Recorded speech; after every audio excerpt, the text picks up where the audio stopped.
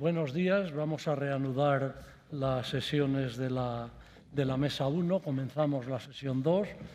Lo vamos a hacer de la misma manera que lo hemos hecho en la sesión 1, es decir, con intervenciones de un cuarto de hora, muy medidas. Andamos con el tiempo calculado con mucha exactitud. Y vamos a tener ahora una intervención por parte de Francisco Javier González de la Fuente y Sofía Rojas, del colectivo Zamora Protohistórica, que están al frente de un proyecto de investigación importante denominado Castrum Zoelarum, y la intervención tiene que ver con las investigaciones que están llevando a cabo en un yacimiento muy interesante, el Castro de la Encarnación, el Melianes, donde se plasma una problemática extraordinariamente interesante para la provincia de Zamora, que es la del contacto del mundo indígena de la Edad del Hierro con la romanización. La primera romanización en Zamora la conocemos fundamentalmente a través de testimonios y de yacimientos militares, estoy pensando en los campamentos de Rosinos de Vidriales, y conocer ese fenómeno de cómo se romanizan los asentamientos es algo a lo que arroja cierta luz la investigación que nos van a presentar.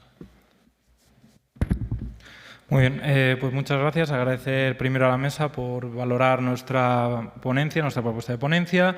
Señalar también a Óscar Rodríguez Monterrubio, el tercero en discordia, codirector de la excavación, codirector en general del proyecto y presidente de la asociación, que está con nosotros, pero vamos, por tiempos y por agilidad expositiva, digamos que subirá luego a responder preguntas.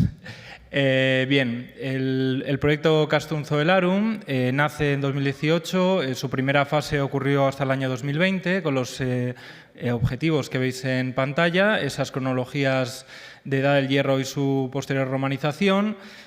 También se proponía la aplicación de nuevas soluciones técnicas. Queríamos investigar durante la construcción del registro, es decir, durante el proceso de excavación e investigación. Y además hacemos una fuerte carga, que no traemos aquí, pero una fuerte carga en lo que es la puesta en valor, la dinamización turística, el acercar el patrimonio a la gente local y de otras zonas del municipio de Rabanales, que es donde se encuentra el pueblo de Mellanes. Estos fueron los entes financiadores durante esta primera fase, el Ayuntamiento de Rabanales y la Fundación Fomento Hispania, y es de justicia ponerlos aquí porque sin ellos no sería posible. Y durante esta primera fase, actualmente estamos en la segunda, en otro yacimiento, bueno, pues durante esta primera fase se llevó a cabo una prospección general de los yacimientos conocidos de esta cronología en el término municipal de Rabanales. Se llevaron a cabo 3 campañas separadas de excavación en el Castro de la Encarnación.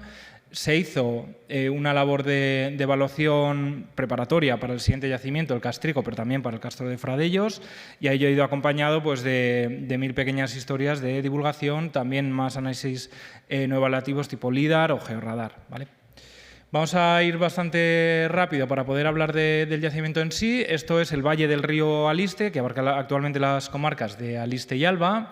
Y veis que todos esos puntos son los castros que actualmente constan en el inventario. No quiere decir que sean de una sola cronología, sino que es todo lo que el inventario reconoce bajo la tipología de castro, ¿vale? En el centro de este valle, ahí veis, está el término municipal de Rabanales, como veis, justo en el corazón de esta complejidad de castros. Aquí veis en esta imagen creada a partir de puntos LIDAR el perímetro del municipio y todos los yacimientos significativos para Edad del Hierro y romanización, mayormente castros. También está el Castrico, que es romano, pero se llama así. Y en la ribera del río Mena vemos que dentro del municipio hay 3, pero justo al lado, en Tolilla, camino hacia el río Aliste, hay un cuarto. Son 4 castros, de los cuales el Castro de la Encarnación, el mayor en espacio de todos ellos, se ubica ahí, en Mellanes. Esto es una ortofoto generada igualmente a través de nubes de puntos LIDAR, donde vemos un poco las características básicas y conocidas antes de nuestra intervención del propio castro, que solo había sido prospectado anteriormente. Se asumía una cronología vaga de Edad del Hierro. Se veía un perímetro murado de 3,6 hectáreas al interior, acompañado de 2 fosos, uno perimetral y otro solo en la fachada más expuesta, y un terraplén entre ambos. También 2 plataformas divididas por esa suerte de división interna al interior, ¿vale? Además, en el yacimiento encontramos el cementerio actual del pueblo de Mellanes, que es heredero a su vez de la ermita de la Encarnación que da nombre al yacimiento. Ahí podéis ver el modelo en 3D si tenéis interés. Esto es un poco la interpretación de la muralla en base a la misma metodología de análisis de LIDAR y el recorrido sobre el terreno. Veis igualmente en ese corte de perfil que conserva a día de hoy esa altura y que evidentemente en origen debió ser mucho mayor.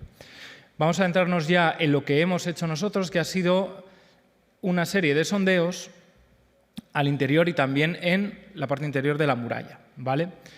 Vamos a ir uno por uno, pero muy rápidamente para poder hablar de lo que hemos averiguado. Empezamos por el sondeo 1. Esta es la cara interior de la muralla, como veis, caracterizada por esa estructura escalonada en cajones sujetos por ortostratos laminares, a veces rellenos de tierra o de piedras, que al excavar debajo de esta fase principal, con muchas reparaciones, con amortizaciones y vueltas a construir, podemos descubrir que bajo ella aparecía una forma diferente de construir, una pared hecha en este caso de cuarzos blancos, en parte reaprovechados para ser calzo de esa segunda fase y que puede corresponder a una cronología bastante anterior. Todavía no tenemos dataciones, esperamos tenerlas en breve y ser un poquito más específicos en este sentido. Aprovechando un corte que se hizo en la muralla para hacer un camino de acceso a tráfico rodado al cementerio, pudimos limpiar un perfil y comprobar que los rellenos internos de esta muralla se caracterizan tanto por mucha acumulación de piedra local como también por paquetes arrojados de tierra y contenidos por estos aterrazamientos de piedra. Insisto, al estarse continuamente colapsando y reparando es bastante difícil comprender cada fase constructiva. Este es el sondeo 2. Tuvimos la suerte de dar con el zócalo de una cabaña circular asociada a suelos y a otros muros, lo cual nos hace entender que es una parte de un todo algo mayor y es un poco la muestra de cómo se articula el poblamiento de época del Hierro dentro del Castro de la Encarnación. Hacia el exterior de este pequeño núcleo habitacional tenemos el piso geológico claramente desgastado por el tránsito, que implica un espacio de calle entre estructuras. En este sondeo también, aquí veis un poco más fotos del sondeo, aparecieron evidencias de un suelo de piedra batida y de un pequeño espacio dedicado a trabajo metalúrgico. El sondeo 3 es el que nos aportó más información sobre la fase romana del Castro, también de la fase anterior del Hierro. Veis ese edificio en el centro derecha, que es el que responde a cronologías romanas, mientras que el resto de la complejidad que veis ahí un poco deslavazada, porque es el estado en que se nos manifestó, responde a esa cronología anterior. Aquí veis un poco la planta en más detalles, una ortofoto generada a través de fotogrametrías de diversos momentos, de ahí el cambio de color, responde a que este sondeo se excavó en 3 años diferentes. El primero consiguió determinar que es un derrumbe, el origen de la distancia en altura entre dos taludes y el edificio que deparó, y esto es un poco el aspecto que tienen los restos de época anterior, con esos suelos de pizarras. Bien, este es el sondeo 5, su planificación viene derivada de una lectura de georradar que nos dio un muro rectangular en la zona donde suponíamos que estaba la ermita de la Encarnación y es un poco lo que queríamos abordar, aunque lo que encontramos realmente son estructuras exclusivamente propias de la Edad del Hierro y algún agujero relativo a actividad medieval moderna, como veréis en la parte final. Ese es el agujero que os comento y el resto son estructuras elocuentes para la Edad del Hierro, ¿vale? Con una amortización y colmataciones con algún material romano, pero eminentemente de Edad del Hierro. Y sigue Sofía. Y bueno, gracias a esta intervención en estos 5 sondeos, por ahora hemos podido detectar hasta un total de 5 fases. Las vamos a describir pues, de la más antigua a la más moderna. La más antigua, que hemos denominado fases 5, la hemos reconocido tanto en la muralla como en la parte interna del castro. En la muralla es con ese zócalo de piedra de cuarzos blancos, que nos ha comentado Fran, y en lo que es en el interior de castro, en la arquitectura doméstica, solo la asociamos a fondos de cabaña. Son agujeros de poste realizados sobre el geológico, de los que, debido al tamaño sobre todo, principalmente de los sondeos, no podemos saber la planta o la estructura que podría representar. En cuanto a las cronologías, como podéis ver, ambas estructuras están encima, tienen un paquete de tierra y justo por encima se construyen los suelos de la Edad del Hierro, de la Segunda Edad del Hierro. A falta de nuevas dataciones, no podemos decir si exactamente pertenecen a una fase anterior de la Segunda Edad del Hierro o deberíamos retrotraernos un poco anterior. En cuanto al material asociado, debido principalmente a las características de la arqueología, nos encontramos muy poquitos fragmentos cerámicos, como veis, un 1,15% total de la muestra. Tecnológicamente hablando, lo voy a decir de una forma muy somera, nos encontramos cerámicas tipo castreña, realizadas principalmente a mano, aunque también detectamos indicios de torno lento, con pastas muy micáceas, ¿no?, típicas de la zona, a las que también se asocian cuarzos y cuarcitas de entre 1 y 3 milímetros, de una forma abundante. Las superficies se encuentran principalmente alisadas, aunque encontramos también muchos restos de bruñido, tanto en la cara interior como en la exterior. Y bueno, debido a que solo son 52 fragmentos, reconocemos solo cerámica de mesa y de almacenamiento y ningún tipo de decoración. Sobre esta fase, estarían esta fase, un paquete de tierra y encima tendríamos ya los niveles de la segunda edad del hierro como tal.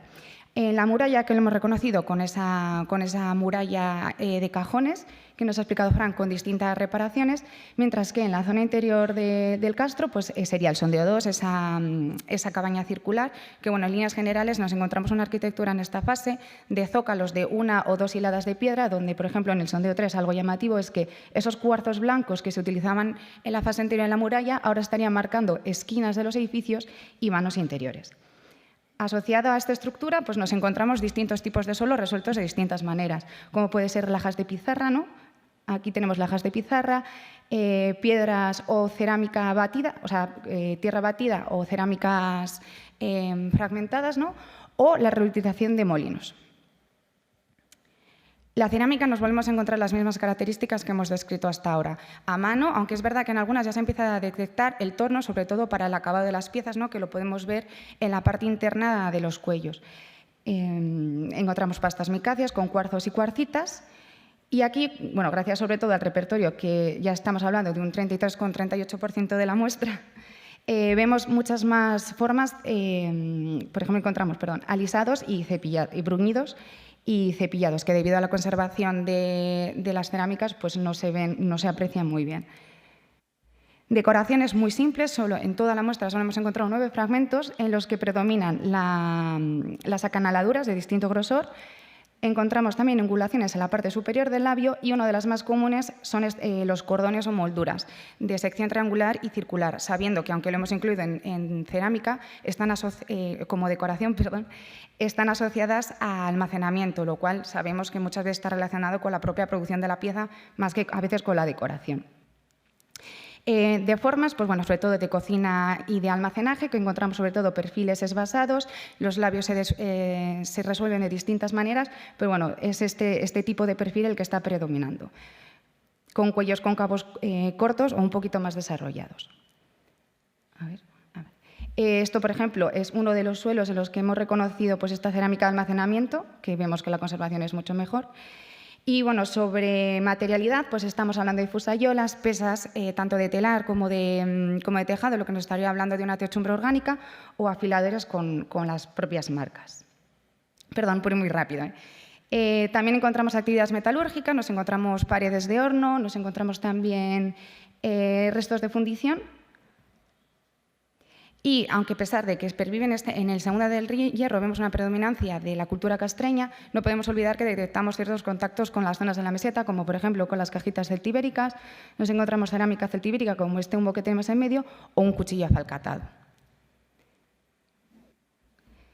En la fase tercera ya estaríamos hablando en época romana. Lo detectamos principalmente en el sondeo 2 con este gran edificio y gracias al LIDAR en el córner oeste que podemos ver, señalado con unas flechas. La cerámica nos encontramos la misma, la pervivencia claramente de cerámicas castreñas. Es cierto que se nota una cierta diferencia, a pesar de que las inclusiones siguen predominando las micas. En este caso, los cuarzos y las cuarcitas aparecen de un tamaño mucho menor y menos abundantes. Y vemos como las producciones, por ejemplo, como los bruñidos se conservan mucho mejor. A pesar de ello, no podemos negar la continuidad de las cerámicas castreñas ya en época romana. Las decoraciones, volvemos a verlas similares, ¿no? Líneas acanaladas, molduras, apliques plásticos. Y lo cierto es que frente al sondeo, frente a la fase anterior, nos encontramos sobre todo cerámica de cocina y almacenaje. Aquí ya empiezan a haber grandes cerámicas de mesa. Como ejemplo, podemos ver platos o jarras. Aún así siguen predominando en la cerámica de cocina y de almacenaje estos bordes esbasados. Y frente a esta continuidad del mundo castreño, ¿no? Podemos ver otra vez claramente contactos con el mundo romano, por ejemplo, con cerámica con engobes rojos, terra sigillata, ¿no? Una 37A que nos estaría marcando en cambios de era, o podemos ver ya formas plenamente romanas, como son, aquí encontramos varios fragmentos de dolia. En cuanto al metal, pues encontramos muchos, nos encontramos varios clavos, metales informes. Aquí presentamos los más llamativos, como puede ser una fíbula transmontana, un denario de Secoviriques o como elemento de adorno un pendiente con forma de lúnula que podemos detectar decoración geométrica. A ver. Ya la fase 2, que es época moderna medieval, nos encontramos principalmente en los niveles de abandono de todos los sondeos, pero si tenemos que encontrar algún contexto arqueológico cerrado, sería en el sondeo 5, con ese agujero, ese corte circular que nos ha comentado Fran, al que se asocian varias cerámicas de loza y una base de almacenamiento. Decir simplemente que esta fase estaría relacionada con la antigua ermita de la Encarnación. Y ya por último nos encontraríamos la fase contemporánea, la actual, donde se ha reutilizado el castro como el cementerio del pueblo de Mellanes, en el que además se ha realizado lo que ya hemos visto, ¿no? Un acceso cortando la muralla, que es el perfil, el sondeo 5 que nosotros limpiamos. Y bueno, como conclusión, si quiere. No, bueno, nada. Hasta aquí las fases un poco atropelladas. Estamos a la espera de dataciones absolutas para poder ya cerrar correctamente la interpretación. Y nada, agradecer de nuevo la presencia en el Congreso y al resto de compañeros que no han podido subir aquí a la mesa por su trabajo, sin el cual esto no sería posible. Muchas gracias.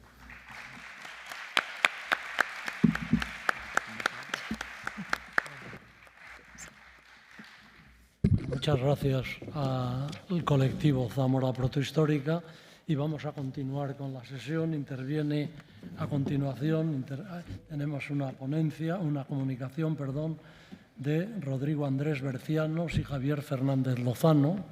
No sé quién es de los dos usted. Soy Rodrigo. Rodrigo. Bueno, es una ponencia, una comunicación que lleva por título Minería antigua en la Sierra de la Culebra, Zamora, pasado, presente y futuro, y la comunicación es el fruto de la investigación llevada a cabo por un ingeniero geólogo y por un geólogo.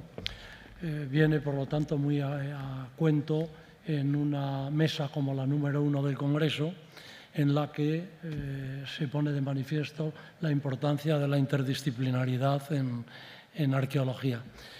Cuando quiera tiene el uso de la palabra. Pues nada, no sé si se escucha. Se escucha, sí. Vale. Muchas gracias. Bueno, la comunicación que vamos a No, presentar... no se oye. Lo voy a tocar, a ver. ¿Ahora? Esto es otra cosa. Pues nada, muchas gracias y buenos días a todos. La comunicación que vamos a presentar se titula Minería antigua, la Sierra de la Culebra, pasado, presente y futuro, y la hemos realizado Javier Fernández Lozano, que es profesor de la Escuela de Minas de la Universidad de León, y yo, que soy Rodrigo Andrés Bercianos, que soy funcionario del Instituto Geológico y Minero de España.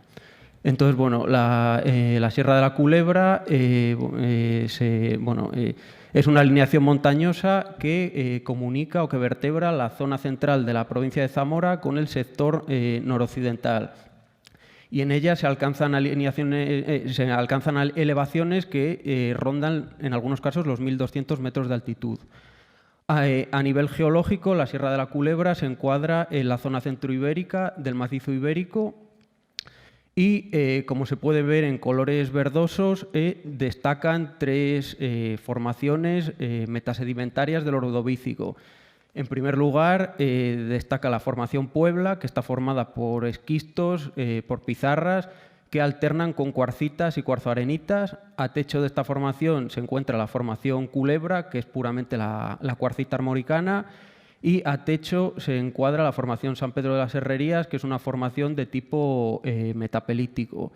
Estructuralmente, pues la Sierra de la Culebra está afectada fundamentalmente por la orogenia hercínica y le confiere la orientación típica noroeste-sureste.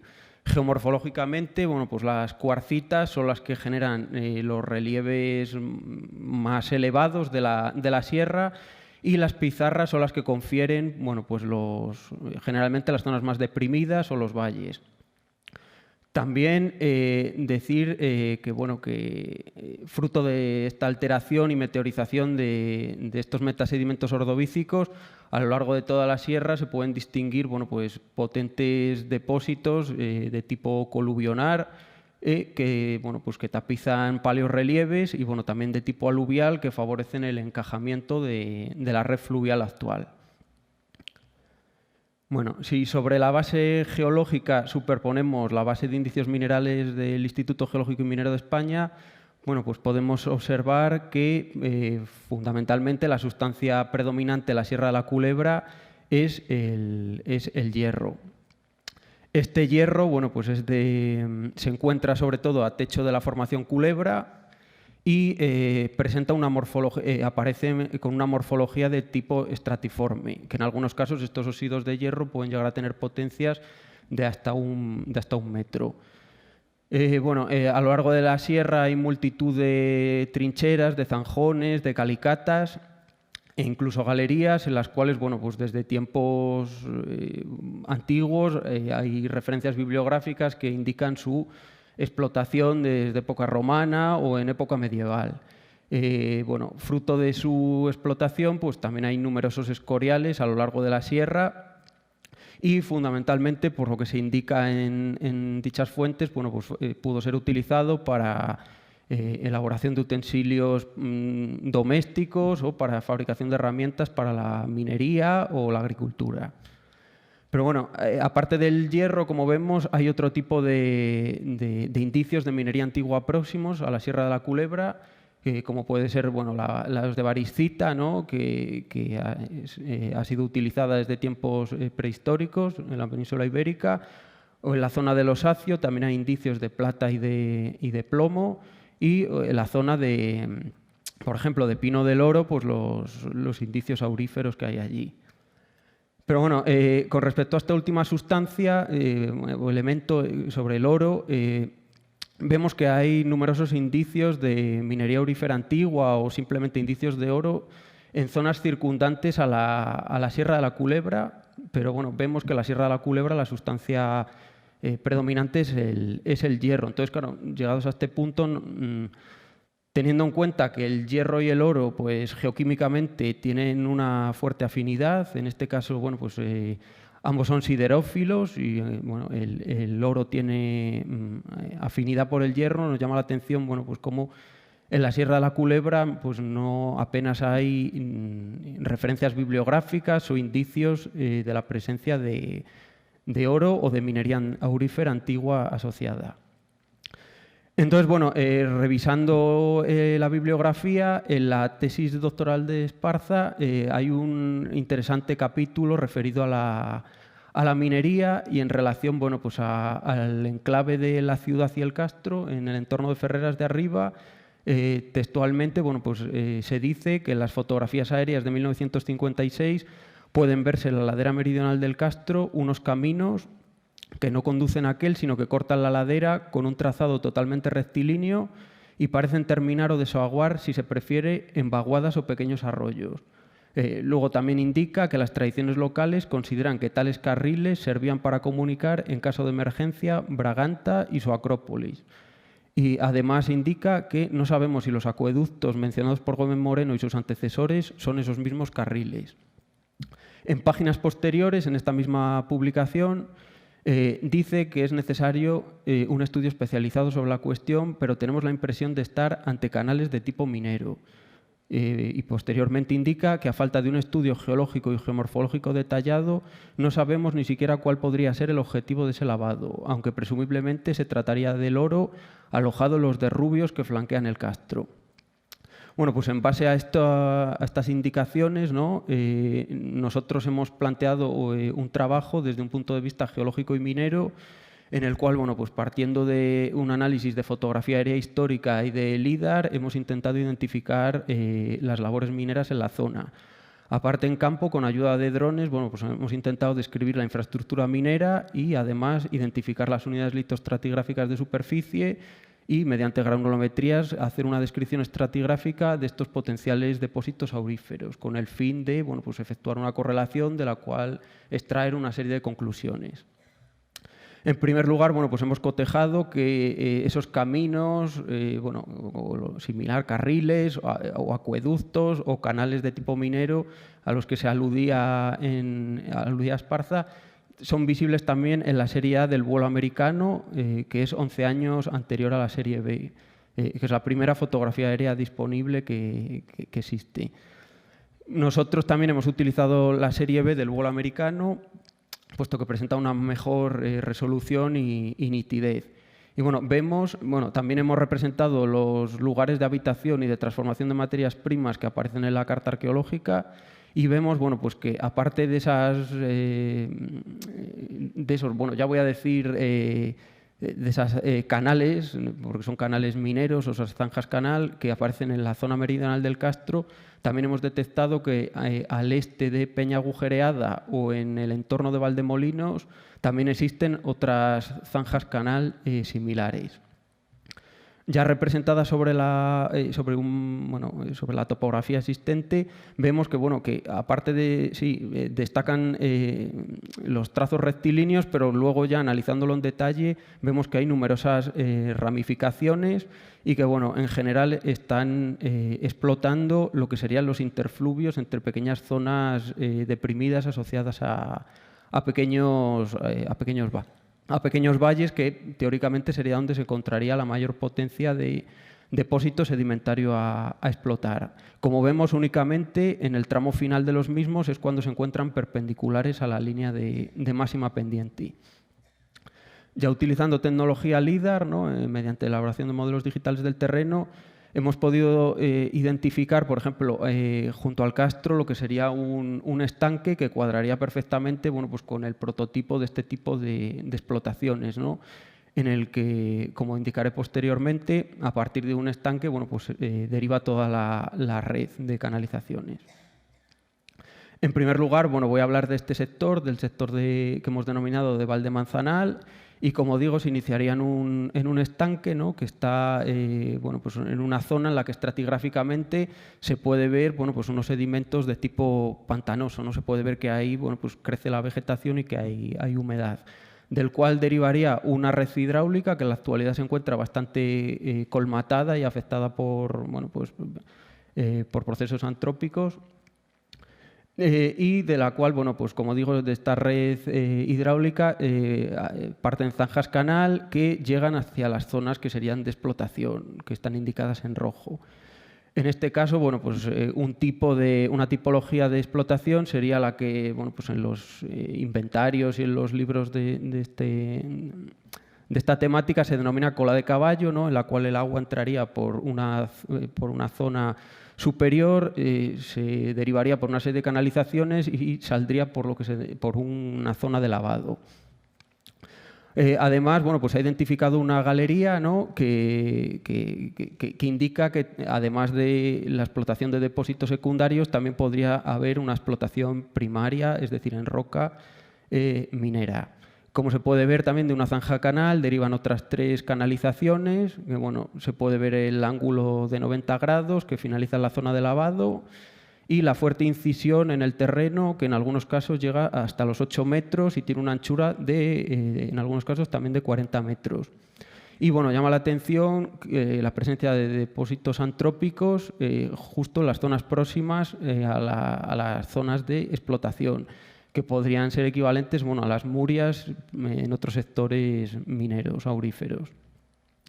Como decía anteriormente, también existe una galería en esa zona que nosotros interpretamos que puede ser de tipo minero por la presencia de numerosas venas de cuarzo presentes en la misma que podrían albergar mineralización. El otro sector, el sector de Valdemolinos, también aparentemente partiría de un depósito que se situaría en el collado entre ambas vertientes y hacia ambos lados saldrían zanjas canal que, bueno, que finalizarían en lo que serían las zonas de explotación, que están marcadas, bueno, en rojo algunas de ellas. Como se puede ver también, es un entramado de zanjas canal que en algunos casos, bueno, pues puede llegar a tener 3 metros de profundidad y en este sector unos 20 metros de anchura. Finalmente, bueno, para identificar las unidades litroestratigráficas, pues hemos realizado 2 columnas estratigráficas y luego también hemos realizado un corte esquemático. A nivel estratigráfico aparecen 2 niveles, que sería un nivel superior que presenta un color pardo grisáceo y un nivel inferior. Sería el nivel superior depósitos de tipo coluvión, ¿no? de como decía antes, de alteración y meteorización de los metasedimentos ordovícicos, ¿no? que está constituido pues por clastos fundamentalmente de cuarcita y destaca el nivel superior sobre el inferior, que los clastos presentan un mayor tamaño, que puede llegar a incluso de 20 a 30 centímetros, presentan una mayor angulosidad y en ambos casos son matrisoportados. En el nivel superior presenta una potencia de entre unos 50 a 60 centímetros. Granulométricamente se puede ver que el nivel superior son gravas en matriz areno-limosa y el nivel inferior gravas en matriz arenosa.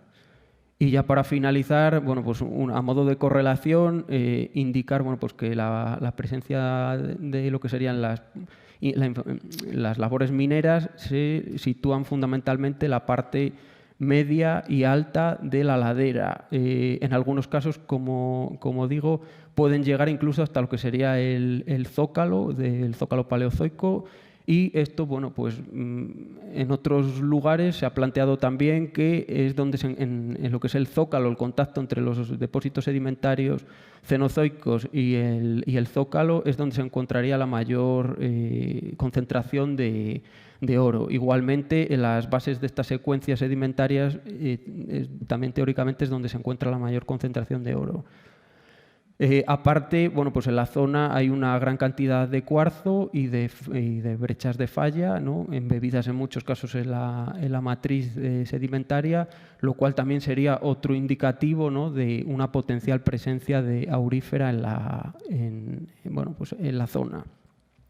Y ya a modo de conclusiones, indicar que las labores mineras descritas en Ferreras de Arriba se ajustan a los patrones geológicos y mineros propios de otras explotaciones de minería aurífera antigua presentes en el noroeste peninsular, por tanto constituyen vestigios aún presentes sobre el paisaje que hay que preservar. Y como deberes, como se decía en el título, a futuro, y también incidir en la importancia de considerar en el análisis del territorio aspectos geológicos e ingeniería minera, poniendo en valor la geoarqueología como disciplina. Y ahora, como decía ya, para considerar en el futuro líneas de investigación, extrapolar la metodología y técnicas aplicadas en este trabajo a otras zonas de la Sierra de la Culebra con el objetivo de identificar nuevas labores de minería aurífera antigua, determinar la ley de oro asociada a los depósitos de la Sierra de la Culebra y reevaluar ciertos indicios asignados a minería de hierro, como en galerías o calicatas, considerando una posible explotación aurífera. Entonces, muchas gracias por su atención.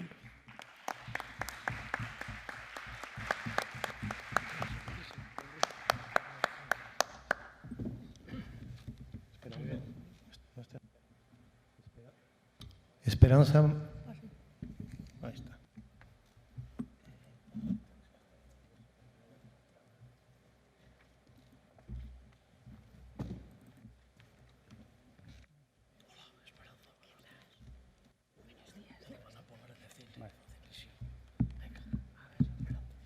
Bueno, a continuación se va... A continuación se va a defender o exponer la comunicación técnicas no invasivas de prospección arqueológica, un acercamiento a los restos del castillo de Benavente. Yo querría poner un poco el énfasis en la importancia del uso de las técnicas no invasivas en arqueología. Viene un poco al hilo también de la comunicación anterior. Merecen todo un aplauso, ya que al fin y al cabo debemos tener bien presente que el patrimonio arqueológico es finito, que la actividad arqueológica es destructiva, de alguna manera, y que tenemos la obligación de legar a las generaciones futuras un patrimonio arqueológico saneado. No en vano ellos sacarán más partido de sus intervenciones que nosotros. De ahí que, le cedo la palabra inmediatamente para que nos cuente cómo ha avanzado en el estudio del castillo de Benavente. Muchísimas gracias. Bueno, ante todo, disculpar la falta de presencia de mis compañeros, pero es que precisamente estos días de tanta lluvia implican que realmente la realización de georradares están condicionadas por completo. Entonces, ahora mismo están haciendo trabajo de campo. Y antes de empezar, evidentemente, nuestro más sincero agradecimiento por el apoyo bibliográfico. a Rubén Sánchez, a Hortensia Larraín por todo el apoyo de campo y sobre todo al alma mater de todo este trabajo, que es Elena Ortega, la arquitecta municipal de Benavente. El conocimiento que se tiene del castillo de Benavente, de la antigua fortificación, realmente es muy extenso. Hay muchísima bibliografía al respecto y, de hecho, es de los pocos sitios en los que se cuenta con todo un catálogo muy amplio de planimetrías, de fotografías, de óleos, incluso de litografías que realmente nos dicen el aspecto que tenía esta fortificación. Sabemos, gracias a la documentación, que en el siglo XII ya existía la fortaleza con su planta cuadrada, sus baluartes en los extremos y demás, de la que no queda absolutamente nada. Y se me ha olvidado incidir que en el lugar de Benavente se conoce evidentemente en la zona de los Cuestos, excavado por Hortensia Larraín y Jesús Celis, entre otros, de toda una serie de pequeños asentamientos o asentamientos grandes de la Edad del Hierro.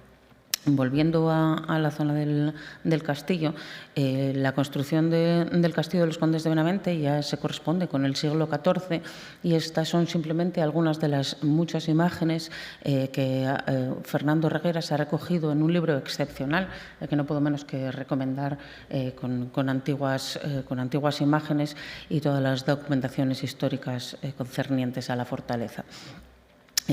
Están evidentemente señaladas cada una de ellas de cómo se encontraba, y aquí pone 1986, pero es un error, es de hace un siglo, porque durante la época napoleónica el espacio fue ocupado por las tropas y fue quemado hasta los cimientos, no quedó absolutamente nada. Ya en 1925 el ayuntamiento se ha hecho cargo de todo lo que es la fortaleza y de manera progresiva va destruyendo el castillo y vendiendo parte de las piedras.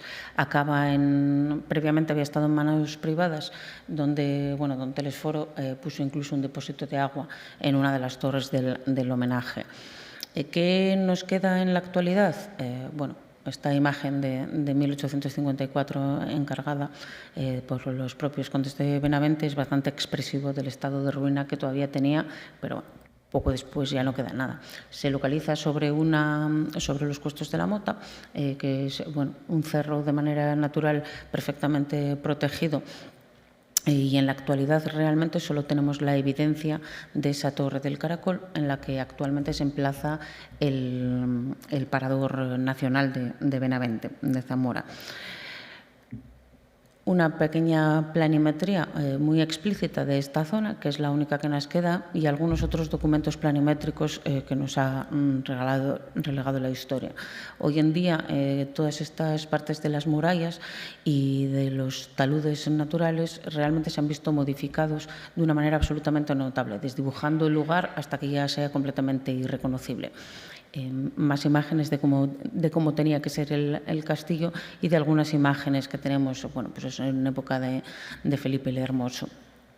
Las fotografías más antiguas de la zona de la muralla, en sitios donde hoy ya no existen, nos dan una idea aproximada también de cómo debían ser los paramentos de esta antigua fortificación.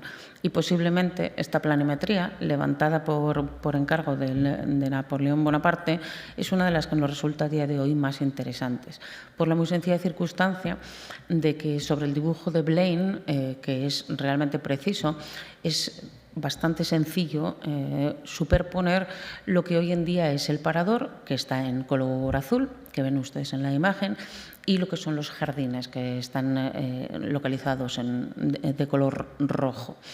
Hubo otras intervenciones previas a los trabajos que nosotros comenzamos a realizar, que dieron resultados realmente excepcionales, como decíamos Celis, estuvo Hortensia Larraín, y las excavaciones de Arnau, que también ofrecieron muchísima documentación y que fueron publicadas ya en el 2002.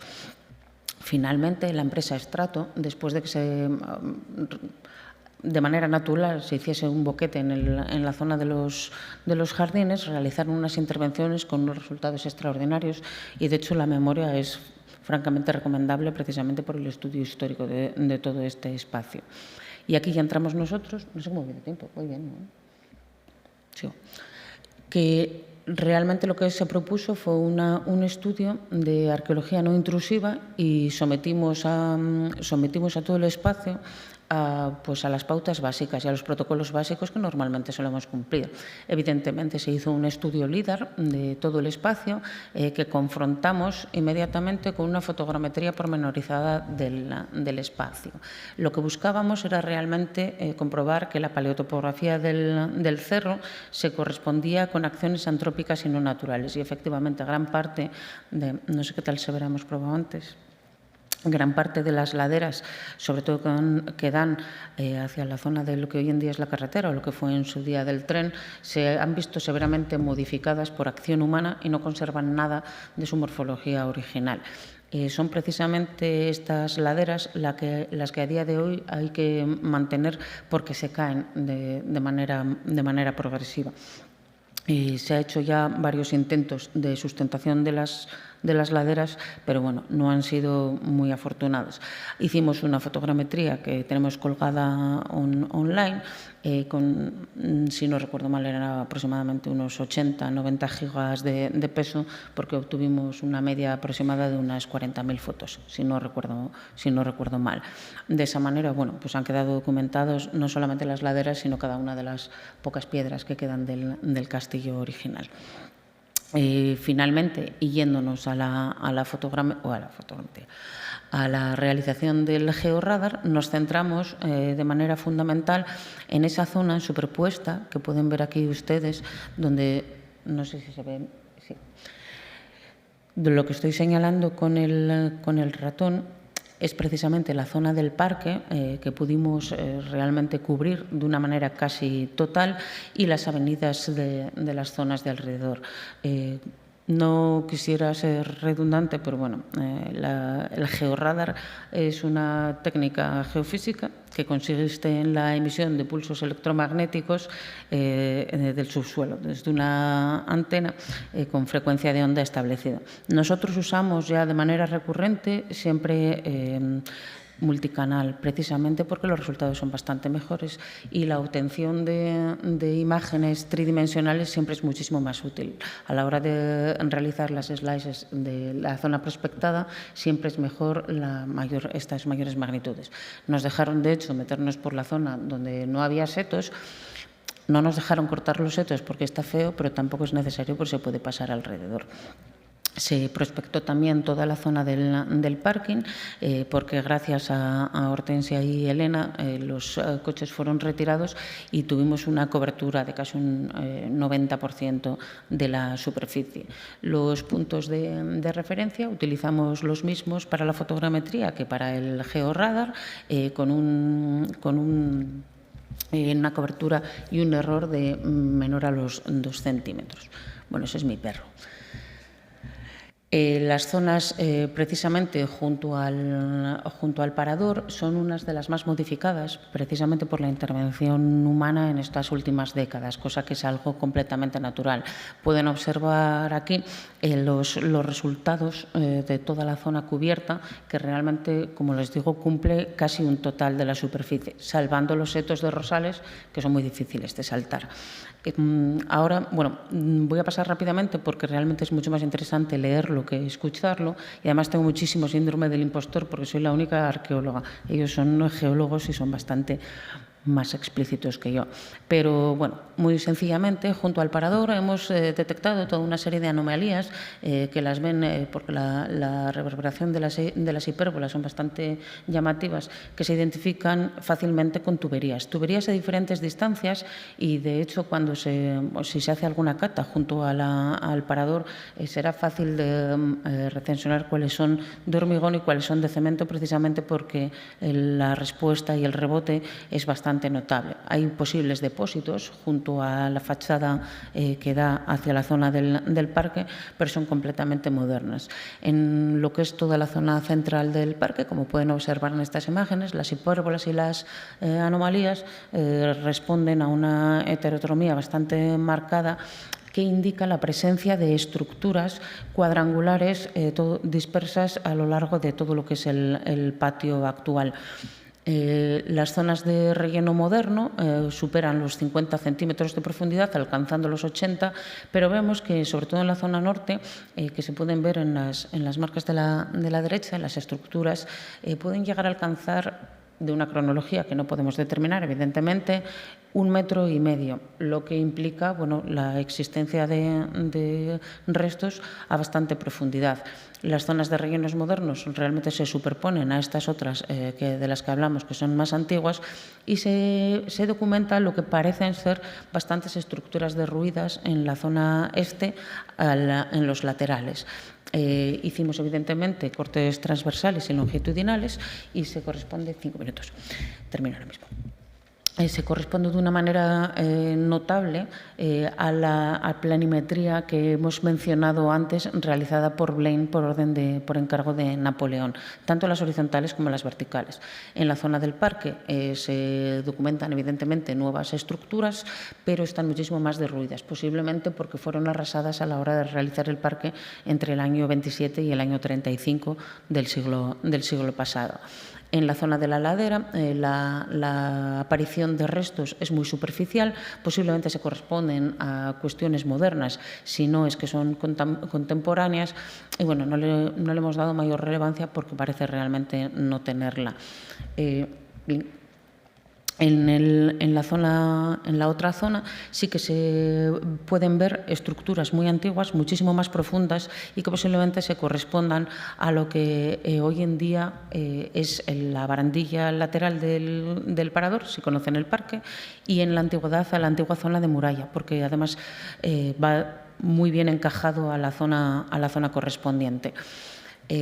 Como esto es un rollo, así resumidamente, lo que hemos visto son 3 fases clarísimamente marcadas. Una primera fase correspondiente a la más moderna, que está llena de cableados y de tuberías, muchas de ellas no marcadas en las topografías contemporáneas, porque bueno, muchas veces vos tienes que meter una tubería para un parque y la metes y no haces ningún tipo de referencia en los cuadernos oficiales. Aquí encajado ya se ve perfectamente cómo las estructuras se corresponden a lo que había dibujado Blaine en época antigua. La segunda fase se corresponde con esta, que se ve de una manera tan notable porque no hace falta la interpretación. Posiblemente no haya casi ni una sola zona de todo lo que era el antiguo patio sin cubrir por estas estructuras. Se ven, de hecho, estructuras cuadrangulares, pero se ven otras circulares. Hay depósitos y, de hecho, las que están pegadas a la antigua muralla son bastante más densas y, bueno, evidentemente todo esto requiere una excavación. Y en la última fase, aquí ya con la interpretación, las caídas de agua se enmascaran todo lo que es lo que queda en el este, más alejado de lo que hoy en día es el parador, pero que posiblemente se corresponden con estructuras muy antiguas que puedan alcanzar un mínimo de 2 metros de profundidad, porque para darle fiabilidad a lo que estamos diciendo nunca procuramos interpretar más allá de 1,8 metros, precisamente porque ya empieza a distorsionar y los resultados no son todo lo correctos que deberían de ser. Muchas gracias por su atención.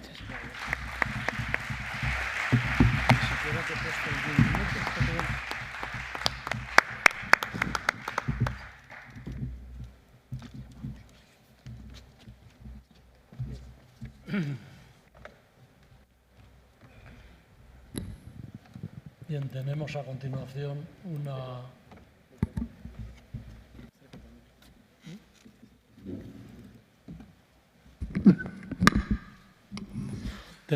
una nueva comunicación, en este caso de Francisco Moreno Martín, que es profesor titular de arte en la Universidad Complutense y un gran especialista en arte y en arqueología altomedieval, y va a hablar de la iglesia altomedieval de San Pedro de la Nave, una necesaria actualización de métodos y de contextos.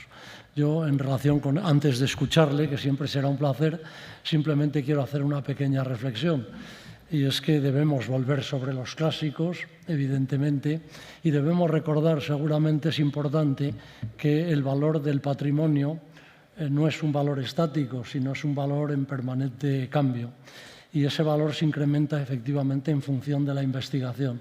Bueno, creo que las nuevas investigaciones de Francisco Moreno harán que el valor de San Pedro de la Nave se incremente, y esto me lleva precisamente hacer un pequeño recordatorio. Y es que en el Plan Estratégico de la Dirección General de Patrimonio de la Junta de Castilla y León para los años 2023-2026 se pone mucho énfasis en la necesidad para gestionar el patrimonio de un conocimiento actualizado. Y, sin embargo, no se presta la debida y la necesaria atención a la investigación. Es evidente que no hay actualización sin investigación y, precisamente, de las novedades que se producen gracias a la investigación en San Pedro de la Nave nos va a hablar ahora Francisco. Muchas gracias. Muchas gracias. Bueno, pues en primer lugar me gustaría agradecer a la organización pues, la aceptación de esta modesta comunicación en torno a un edificio que es suficientemente conocido, creo, por todos ustedes, la iglesia de San Pedro de la Nave, una iglesia bueno, que se ha convertido o se convirtió, merced a investigaciones ya desde antiguo, en arquetipo de iglesia supuestamente visigoda, y que, como se cita en el en el título de esta comunicación, necesita, a nuestro modo de ver, de una actualización de métodos que se ha llevado a cabo y que se sigue produciendo, y sobre todo de contextos. Para ello he dividido la intervención, bueno, en una mínima introducción sobre lo que es el templo, y luego hablaré fundamentalmente de la historiografía y de cómo, a partir de, sobre todo, los estudios de Manuel Gómez Moreno y de otros grandes investigadores del periodo, pues se proyectó la idea inequívoca de encontrarnos frente a un templo de época visigoda del siglo VII, y cómo, a partir de una renovación metodológica que vino de la mano de un cambio de paradigma, pues están surgiendo, o al amparo de ese cambio de paradigma, surgen una serie de trabajos monográficos no sobre San Pedro de la Nave, pero sí sobre aspectos que se concitan en San Pedro de la Nave, como son sus sistemas de abovedamiento, los altares, la tipología de la iglesia monástica de la Alta Edad Media y su escultura decorativa. Bien, bueno, como les decía, no creo que se necesite presentación para este templo de San Pedro de la Nave, un templo particular por muchos aspectos, por la riqueza ornamental sobre todo, pero también por haber sufrido ese traslado, ¿no?, en los años 30 que permitió su conservación al mismo tiempo que un conocimiento muy profundo de sus estructuras. Diríamos que a nivel popular la proyección cronológica de este edificio no alberga dudas, puesto que, como les digo, en la línea del conocimiento más básico, pues pasa por ser un edificio de época visigoda. Lo que vamos a ver es tratar de ver cómo se va confeccionando esa presunta identidad visigoda y, sobre todo, cómo se puede cuestionar a partir de los nuevos métodos. Historiográficamente, el estudio de San Pedro de la Nave, digamos desde el punto de vista académico, se inicia con la ingente labor de don Manuel Gómez Moreno, quien, además, de manera absolutamente tajante, en el año 1906 escribe en el Boletín de la Sociedad Castellana de Excursiones San Pedro de la Nave, iglesia visigoda. La autoridad del maestro granadino, de alguna manera, sirvió para sentar las bases del estudio, no solamente de la iglesia de San Pedro de la Nave, sino para la ordenación de ese riquísimo panorama arquitectónico del cuadrante noroccidental de la península ibérica. Es decir, Gómez Moreno, a partir de este análisis y en combinación con su obra magna, Iglesias mozárabes, distribuye, ¿no?, de alguna manera ordena el conocimiento sobre estos edificios, sentando las bases de lo que va a ser esa secuenciación típica que se sigue reproduciendo en los manuales de iglesias visigodas, iglesias asturianas e iglesias mozárabes.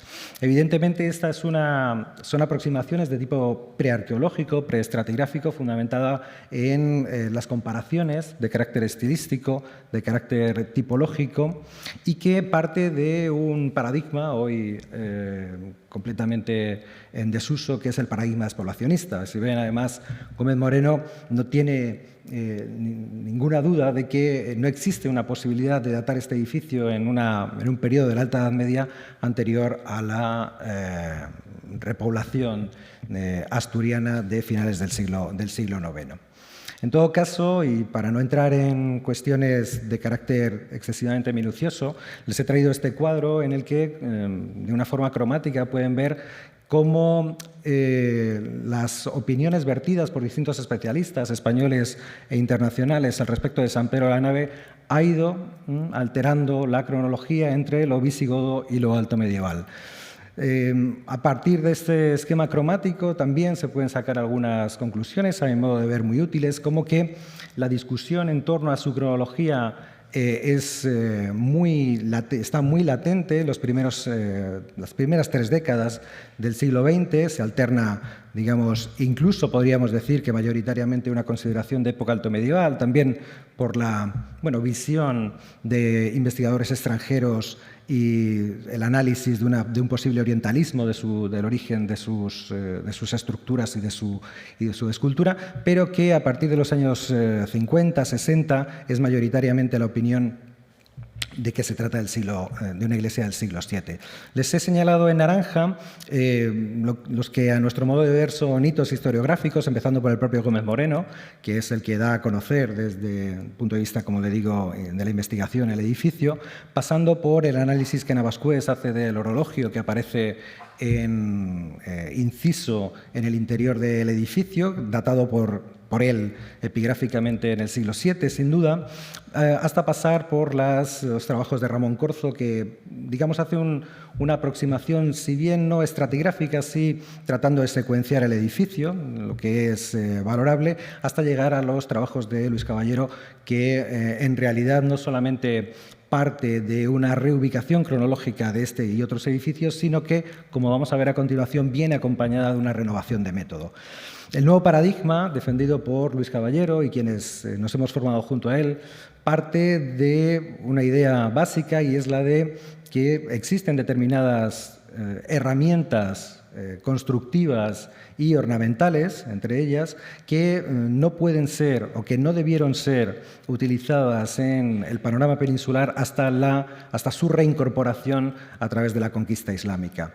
Esta idea viene, además, no solamente postulada de forma teórica, sino a partir de la incorporación de la arqueología de la arquitectura al estudio de los edificios, entre ellos el de San Pedro de la Nave. San Pedro de la Nave fue estudiado arqueológicamente en los años 90 y básicamente los resultados más relevantes en lo que a nosotros nos atañe es que es un edificio que es levantado de un único impulso y con una ruina, no diríamos que inmediata, pero sí bastante próxima a lo que es la fundación del edificio, que arrastra, como ven ustedes, pues las partes altas del mismo, el transepto, el cimborrio y parte de la cabecera.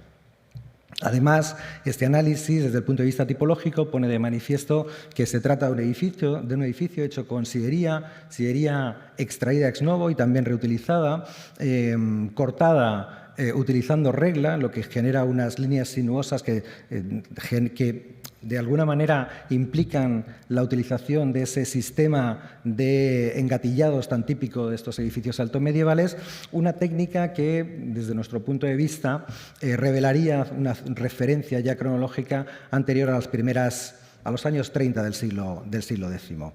En los años un poco más adelante, y a propósito de la posibilidad de excavar el lugar en el que se ubicó inicialmente este edificio, y con la colaboración también de muchos o de algunas de las personas que se encuentran en este auditorio, se excavó parcialmente la cimentación del mismo, comprobándose que se trataba efectivamente de un edificio levantado en una única fase, al tiempo que se insertó dentro de la investigación no solamente la documentación custodiada en el archivo de Gómez Moreno a propósito del traslado, sino también una serie de datos arqueométricos que vendrían a aportar una posibilidad de cronologías absolutas a este edificio.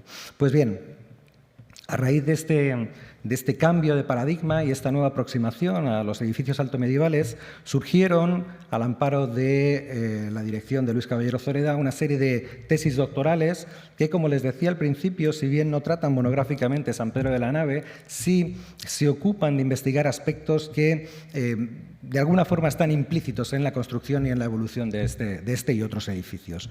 Empezando por los sistemas de abovedamiento, la tesis doctoral de la doctora María Ángeles Utrero, en el caso de San Pedro de la Nave, puso de manifiesto el total El total abovedamiento del edificio, al contrario de lo que pensaban otros autores, incluyendo la parte del aula de 3 naves, aula de 3 naves que María Ángeles Utrero pone en relación con edificios asturianos por los pilares cúbicos que separan estas naves, y un sistema de abovedamiento que le aproxima a edificios considerados mozárabes por el contrarresto de las bóvedas, como por ejemplo Santa María de Leveña o Bamba. Al mismo tiempo, desde el punto de vista de su topología, de la distribución de espacios, este es un edificio que guarda una indudable relación con la iglesia burgalesa de Quintanilla de las Viñas. La segunda tesis doctoral realizada en el marco de este nuevo paradigma es el estudio de los altares.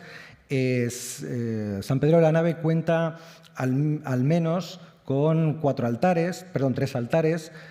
Nosotros nos interesan 2 de ellos, que les proyecto aquí: el altar de la primera fase del edificio, que es un altar de soporte múltiple, como ven ustedes aquí, con un tenante un poco más desarrollado en el centro, y que tiene sus paralelos en la propia iglesia de Quintanilla de las Viñas, así como en una iglesia datada en el siglo VIII en la zona de Extremadura, que es Santa Lucía del Trampal. Otro altar importante también desde el punto de vista, en este caso iconográfico, es el altar del capitel del sacrificio de Isaac, en el que aparece un altar de soporte múltiple, es decir, que está mirando a los propios altares que hay en el edificio, cuyo paralelo más próximo se encuentra en los altares alto medievales de San Juan de la Peña. La tesis que realicé yo mismo es una tesis acerca de la arquitectura monástica entre la tardoantigüedad y la Alta Edad Media en el mundo hispano, y San Pedro de la Nave, entre otras características analizadas, concuerda con una serie de edificios de datación, algunos tradicionalmente visigodos, pero desde nuestro punto de vista transportables a la Alta Edad Media, como San Pedro de la Mata, San Joan de Nazaret, Santa Comba de Bande o Santa Lucía del Trampal. La diferenciación de estos edificios y su condición monástica viene dada por la existencia de grandes espacios de coro reservados para la comunidad monástica, a la que se accede por entradas independientes, tal y como prescriben las reglas monásticas de la Alta Edad Media. Pues bien, San Pedro de la Nave encaja con ese modelo y, como ven, se puede poner en relación con algunos de estos edificios. Y por último, la última tesis, la más reciente, defendida en el año 2018, analiza la escultura decorativa de estos edificios, pero solamente aquella que se encuentra, de la que tenemos un contexto estratigráfico fiable o un ambiente técnico o talleres perfectamente conocidos.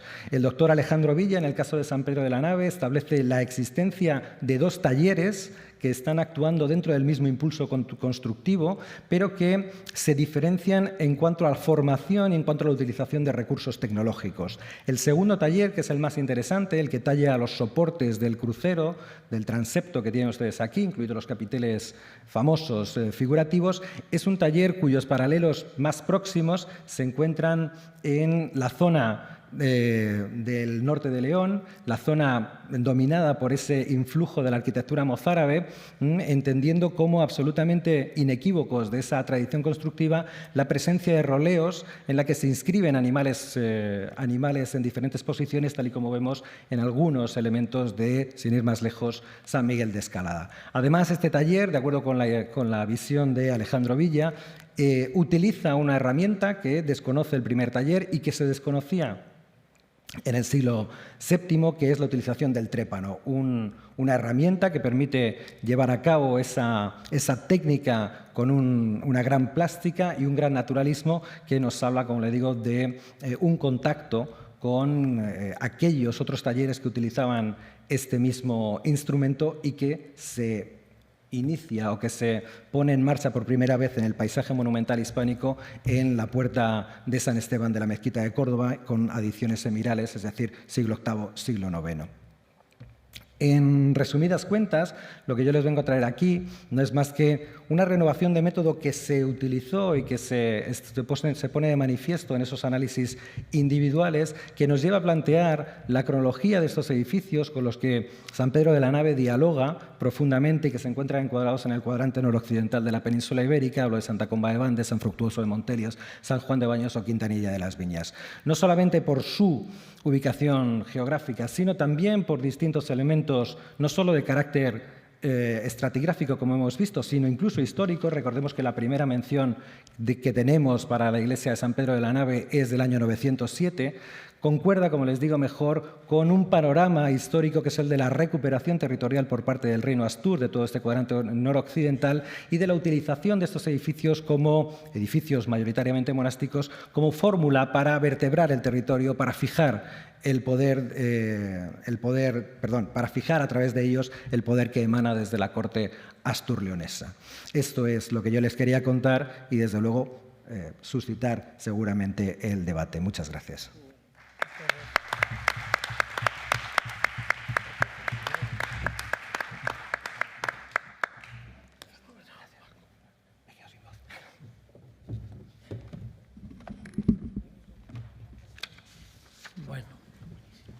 Y terminamos la sesión de la mañana, la segunda sesión de la mañana, con la intervención de Cristina Escudero Remírez. Cristina Escudero me ha dicho ya en 2 ocasiones que no sabe muy bien por qué está aquí. Y yo le tengo que decir y recordar que está fundamentalmente porque se lo ha pedido Hortensia Larren en varias ocasiones. Y creo que lo ha hecho de forma absolutamente pertinente, porque Cristina viene a hablar de que es coordinadora de la Unidad de Gestión de Riesgos sobre el Patrimonio Cultural de la Junta de Castilla y León, viene a hablar de un tema, yo creo que de candente actualidad en Zamora. El título de su comunicación es Estrategias de Gestión de Riesgo de Desastres para la Protección del Patrimonio Cultural en Contextos Forestales frente al riesgo de incendio. Análisis de los CIF en Castilla y León. Bueno, después de los pavorosos incendios que ha sufrido la provincia de Zamora en los últimos años, me parece que es importante saber efectivamente que existen unas previsiones de cómo actuar y yo creo que eso es lo que nos va a contar fundamentalmente Cristina. Tienes la palabra. Muchas gracias. Bueno, pues sí, me noto un poco como el elemento exótico en este aula y entonces vamos a hablar de los GIF, que supongo que les empezará a sonar por los medios de comunicación, son grandes incendios forestales. Para ello nos vamos a centrar también en la Sierra de la Culebra, en los pavorosos incendios que se produjeron el año pasado, visibles desde satélite, cómo la información que recibimos de estos satélites es muy útil para saber lo que está pasando, los daños que se producen, el tipo de vegetación, y todo esto nos sirve para ver en cada momento la situación de nuestro patrimonio cultural. Como recordatorio de lo que pasó el año pasado, una catástrofe con mayúsculas, estos pavorosos incendios, pues recordar que primero tuvimos el conocido como Sierra de la Culebra, que como ven afectó a 27.000 hectáreas y detectamos 73 bienes culturales en el área. A continuación se produjo el segundo relacionado con la Sierra de la Culebra, con 33.000 hectáreas afectadas y 43 bienes culturales en el área. Y luego vinieron otros 3 que les puede parecer pequeños, pero les recuerdo que en España un gran incendio forestal se considera a partir de 500 hectáreas y estos, como ven, la superan ampliamente. Como una breve y rápida introducción, pues ya sabemos que los incendios forestales es un problema en aumento debido al cambio climático, pero sobre todo al problema de la despoblación. No nos olvidemos que tenemos un gran territorio que está dejado de utilizarse a nivel de agricultura y ganadería y como muestra esta imagen de un pueblo de León donde en el 55 tenía este tipo de cultivos, pues la situación actual es esta.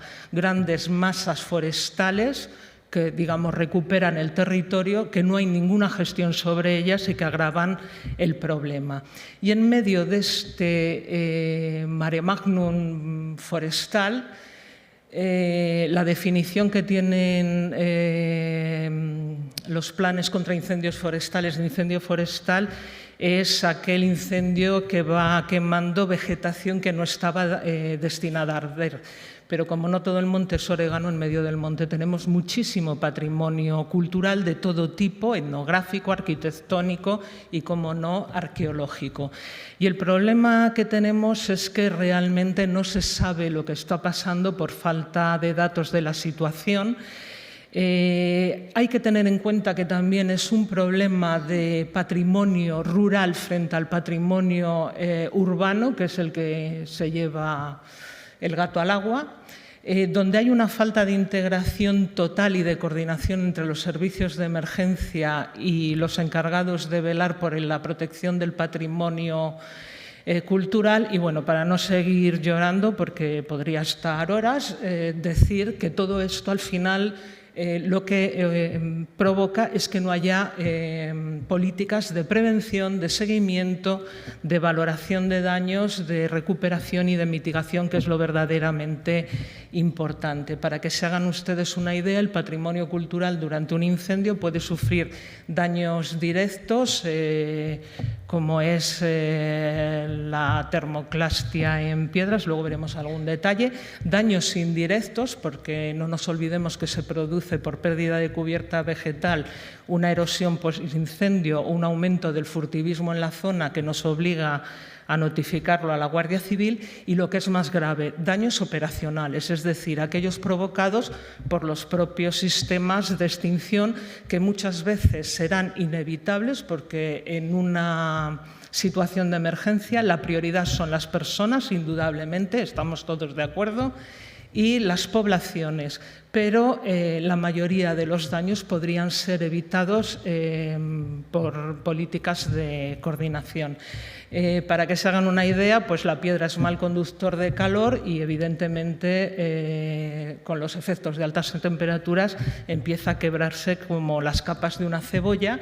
Y aquí vemos un ejemplo de daños operacionales en unos grabados en la zona de Galicia, donde pueden ver algunas cazoletas, pero sobre todo estas marcas provocadas por los bulldozers que se utilizan en medio de un incendio para abrir cortafuegos. Por eso, y a mí es que me revienta un poco el tema, porque siempre se habla de catástrofes que afectan al patrimonio con los grandes terremotos o temas como Notre Dame, pero no nos olvidemos que un incendio forestal es una catástrofe de igual volumen y consecuencias que cualquiera de las otras, y que la planificación es la única manera de resolverlos. Para ello, la importancia de las bases de datos georreferenciadas sobre el patrimonio es fundamental. Compartir esta información con las instituciones encargadas de la extinción y, sobre todo, trabajar con los recursos del territorio, es decir, con los servicios territoriales, y disponiendo de una unidad de gestión de riesgos y emergencias para establecer una red de coordinación y de colaboración basado en estas bases de datos. Para que vean la importancia de las mismas, lo que pueden ver en la imagen es el estudio del histórico de incendios de la zona del Bierzo, donde están situados San Pedro de Montes y Santiago de Peñalba. Como ven, en varias ocasiones se han visto amenazados, con lo cual esta información es esencial a la hora de establecer políticas de prevención.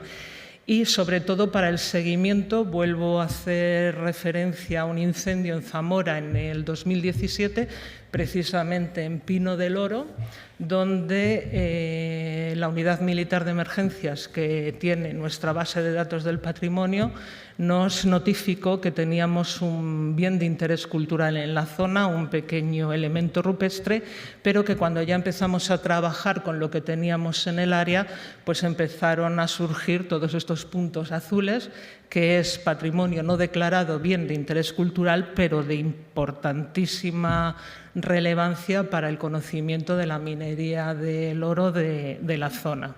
Ya sobre el terreno, pues pudimos ver termoclastias, rubefacciones, daños operacionales en el entorno y también la destrucción de algunos elementos didácticos. Pero nos preocupaba especialmente estos elementos, estos lanchones que aluden a la molienda de piedra para obtener el oro, porque según nuestros datos en la zona había habido un intenso trabajo de los bulldozers y nos teníamos lo peor. Bueno, debe haber algún santo que proteja el patrimonio, porque de esos más de 60 puntos solo detectamos daños tangenciales en uno de los elementos debido a la utilización de maquinaria. Pero centrándonos también en lo que pasó el año pasado, vean ustedes los datos, se quemó el 6,5% de la provincia de Zamora, o sea, una situación espeluznante que también produjo daños, como en las cuarcitas que forman parte de las murallas de los castros, en el patrimonio etnográfico, en los recursos didácticos, como este aula de interpretación de la vida pastoril de Ferreras, y también en patrimonio geológico, como este enclave, que es un pliegue de cuarcita que el Instituto Geológico Minero de España tiene en su catálogo de patrimonio geológico. ¿Cuál es el procedimiento sobre el que trabajamos? Pues nosotros nos hemos dado de alta en un sistema de alertas de los satélites de la NASA, donde cuando detectan un punto caliente te envían un aviso, y a partir de ahí empezamos a trabajar con el sistema Copernicus de satélites europeos, que nos da una información mucho más interesante para nuestras opciones. Y cruzamos estos datos con nuestra base de patrimonio y ahí empezamos a ver el patrimonio que tenemos en el área, el patrimonio en riesgo. No quiere decir que se haya visto afectado, que haya sufrido daños, pero ha estado en riesgo y, por lo tanto, hay que valorarlos. A partir de ahí, otro elemento muy interesante del sistema Copernicus de satélites es el sistema de mapeo rápido para situaciones de emergencia, que debe ser solicitado por Protección Civil España. Evidentemente, en estos grandes incendios se solicitó rápidamente, pero tardaron en dar datos por culpa de la situación nubosa de la zona.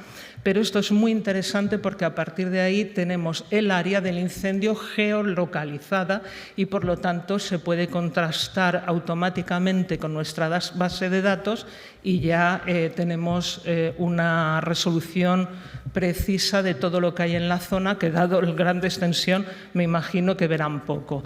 Pero bueno, a partir de aquí es donde ya empezamos a trabajar con estos listados que se remiten al Servicio Territorial de Cultura, donde en este caso Hortensia le tocó procesar toda esta información para ver los elementos más vulnerables que luego había que valorar.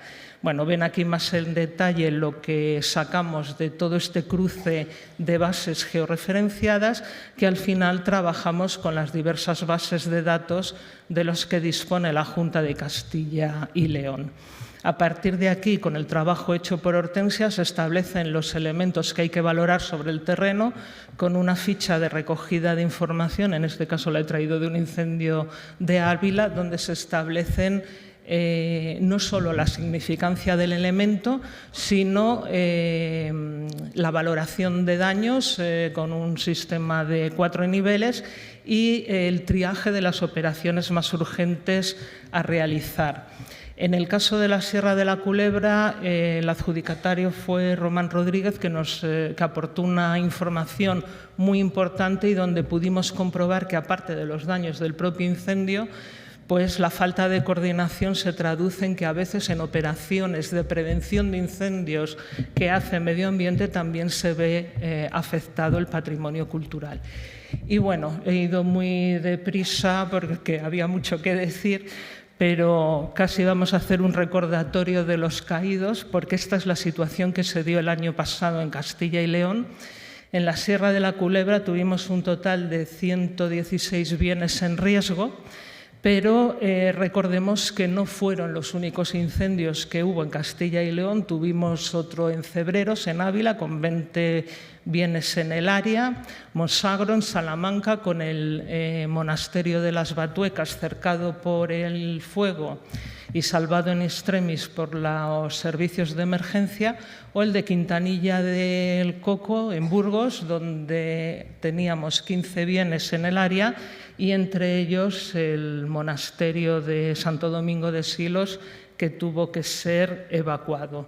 173 bienes culturales en riesgo solo el año pasado.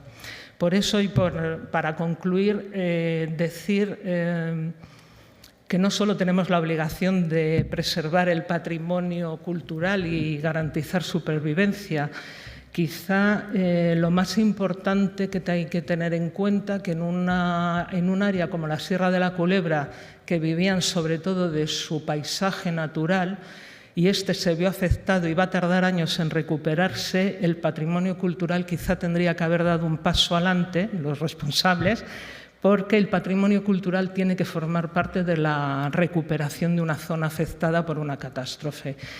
Y sobre todo, si aún me queda un minuto, decir que el patrimonio cultural no solo puede ser un nicho de mercado, tiene que ser algo más, porque si no vamos a ser parques temáticos. Muchas gracias por su atención.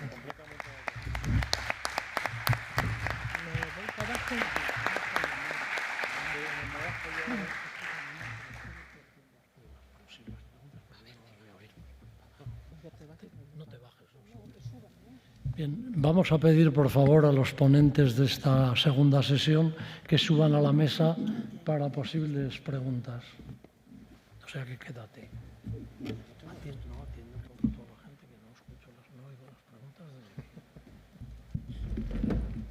Por eso te digo que lo lleves un poco.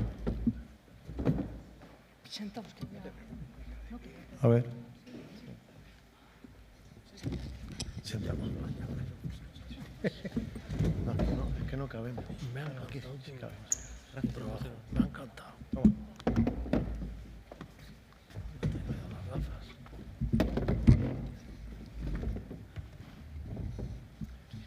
Abrimos un turno de preguntas. Rogamos que las personas que vayan a preguntar que se identifiquen previamente, por favor.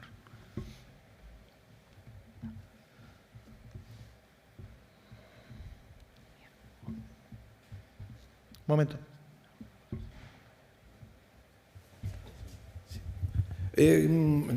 Gracias otra vez por las brillantes exposiciones. En esta ocasión yo quería preguntar en relación con la minería de la Sierra de la Culebra, si la explotación no hubo posibilidades con posterioridad a la época medieval. En segundo lugar, ¿cuál fue la importancia de esta explotación de hierro? Y por último, al hilo de lo que comentaban, si hay algún estudio de máster en geoarqueología. Muchísimas gracias. Creo que va hacia mí la pregunta. Entonces, me refiero, yo no soy arqueólogo, entonces el tema de dataciones que comentaba usted, yo no, ahí sí que no, en ese campo no voy a entrar. Entonces, y sobre tema de geoarqueología, pues es una disciplina que, bueno, que ahora mismo está cada vez más en auge, se está intentando, bueno, pues implementar. De hecho, desde la Sociedad Geológica de España se está creando ahora está ya creada una comisión de geoarqueología que lo que pretende es, bueno, pues implantar esta disciplina y tener una colaboración mutua entre arqueólogos y geólogos.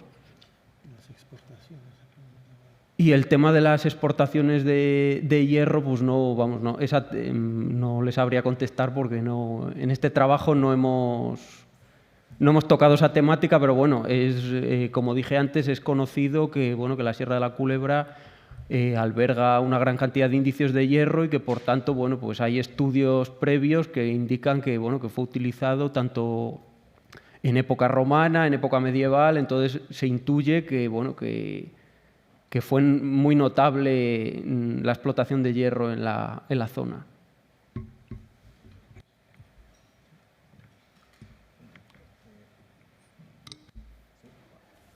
Ahora, sí, no querría inmiscuirme en esta pregunta, que no era para mí, pero es cierto que desde el ámbito de la Alta Edad Media, los trabajos que nosotros venimos realizando junto con Enrique Álvarez Areces, del Instituto Geológico Minero de España, ha dado resultado en varias publicaciones monográficas de libros y, sobre todo, en podríamos decir, un manual, ¿no? un libro monográfico sobre arqueología y, en este caso, arquitectura, que publicó precisamente el Instituto Geológico Minero de España, lo digo por si le interesa.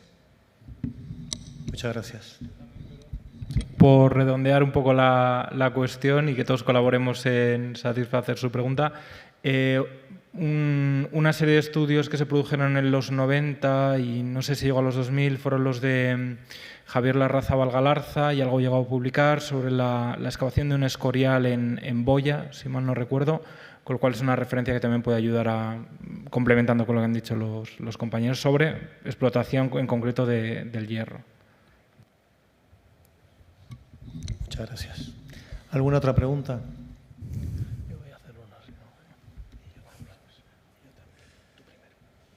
A ver. Es que tengo el micro yo. Por aquí. ¿Dónde estás? Ah. Perdón, es que había pedido el micro antes y no por te eso. Había visto, Sí, no pasa nada. Nada, soy Pedro Gómez y mi pregunta quería dirigirla a Francisco Moreno en relación a lo que comentó al final de su exposición.